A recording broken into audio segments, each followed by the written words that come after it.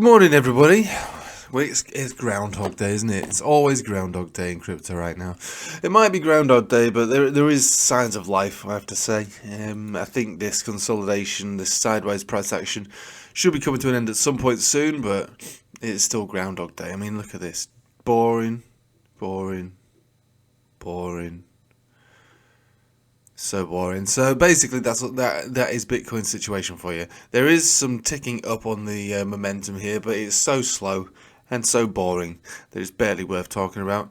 As far as the daily is concerned, we're getting rejected from the 50 and the 10.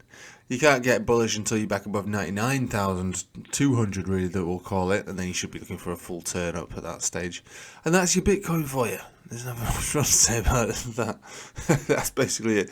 Now, it doesn't mean that everything else has to go down. There has been occasions in Bitcoin and crypto's history where Bitcoin goes sideways and sometimes it goes down and the altcoins go up. In fact, I would say that actually it was around this kind of time of the cycle that it did it last time.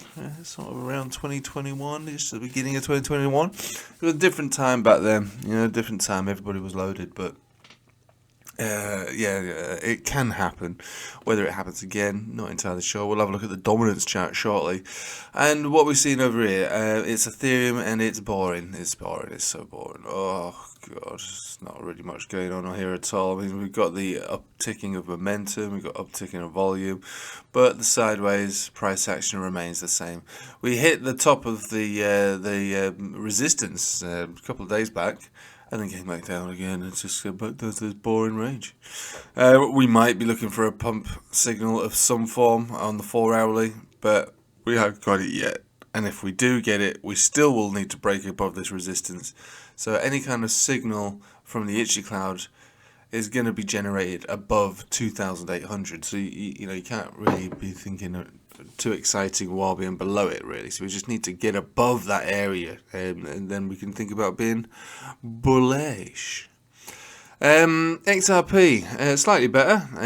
Again, obviously XRP is the best thing that anyone's ever seen in the world.